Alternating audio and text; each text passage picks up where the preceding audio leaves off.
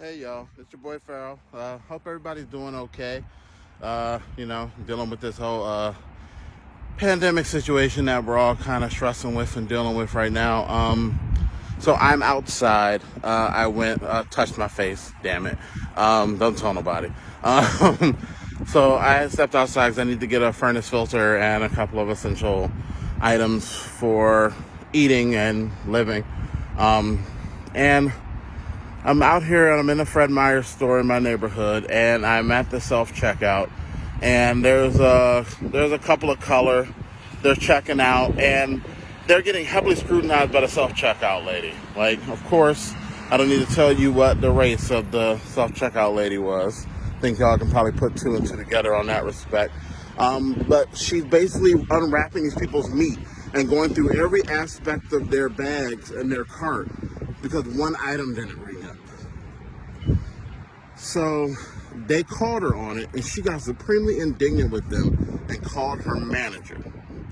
So I'm sitting, I'm watching this unfold. The manager comes up, he starts ringing these people's items up for them, this couple's items up for them, and she comes over to me to help me with some stuff, and she's like the nicest person on earth at that moment. And this isn't my first rodeo. I know people bullshit when I see it. And I could tell that her manager was there, so she was trying to save face on the fact that she had basically profiled these people. Now, of course, there's a store full of folks because for some reason people are still supremely freaking out about having non-essential items, or AKA 8 pallets of toilet paper in their homes, and less about the grocery shopping. And there's a myriad of customers going up to the self-checkouts and ringing up stuff, and stuff isn't going through, and they're telling you help is on the way. And she's not sorting through all of their stuff that way. In fact, she didn't sort through my things that way. I had a couple of things of butter that I hadn't rang up yet, and I was skipping bagging to put it in my own reusable bag. And she was the nicest person on earth. Oh, let me just make sure, Now, what's funny about it is she did count every item in my cart.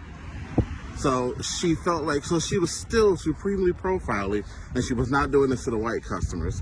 Yet she was trying to be like sugary sweet at the same time. And the reason I wanted to record this while it happened is that this is what I'm always talking about. When I talk about this Oregon racism and this Northwest nice kind of thing with the way racism is handled here in Portland, she got supremely indignant with these people when she knew that she signaled them out. And actually, no, she might not have even known that she signaled them out. To be quite honest, these things are sometimes so unconscious and embedded in whiteness that white people don't even realize they're doing these kind of things. They don't even realize that they're profiling people. It's just a natural reflex because it's embedded that they should be profiling us. And she just didn't get it, And that was the saddest thing about the whole thing. I'm disappointed. I'm even disappointed in the manager coming up and not really handling it other than ringing up these people's groceries. Like, he came up, he asked them what the problem was. The feminine identifying person in the couple actually told him what happened, and he just wanted to get it done. You could tell that he just wanted to get it over with. He wanted to get these people rung up so they can get out of the store. And of course, I don't need to tell you his race either. And that is the problem. Like, in Oregon here, in Portland, white people get to be racist all the time. And when they're called on it, they have other white people come in and make sure that they don't have to be culpable for their actions. So that's something I need y'all to think about. Because I basically had to end my trip at the store chatting with this couple and apologizing for what just happened and letting them know that it happened to me in the same store as well. And their response was they had just moved to Oregon. They had just moved to Portland. They've been here like a month. And they've been dealing with this kind of shit for like a month. So that's something to think about. Is they have been here a month. And they have been dealing with this for a month. They can't even think about coming to a place, coming to an area, coming here because there's an opportunity for you to move forward, for you to have a happier, healthier life. Any myriad of factors for why you'd move to an area because you want to. And you're met with this level of this insidious racism where when you call it out, you get gaslit, you get mistreated, people ignore you completely.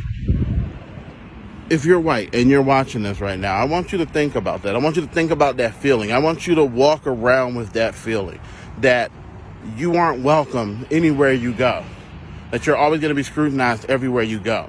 And if you say something about that scrutiny, that you are going to get mistreated and you're going to have to deal with some trauma for just speaking up and not wanting to be mistreated and not wanting to be singled out because of the color of your skin. So here I am apologizing for Fred Meyer, basically, because I felt bad and I felt shitty, and I'm not going to use the word bad. I literally felt shitty that I had to sit here and watch this occur. And I made sure that I talked to them in front of the store manager, so the store manager could hear what I was saying, because I basically said, yeah, I've been treated this way in this store as well. There was a cashier at one point that I'm pretty sure was signaling me out every time I came in. I'm sorry, this is just Portland. This is kind of the way the area is. And it's sad that we have to give our fellow persons of culture and our fellow Black, Indigenous, and persons of culture a primer on the city that they're moving to when Portland likes to act like it's so damn nice. So, yeah, I just wanted to get those thoughts out there. Take care of yourselves. Take care of your people.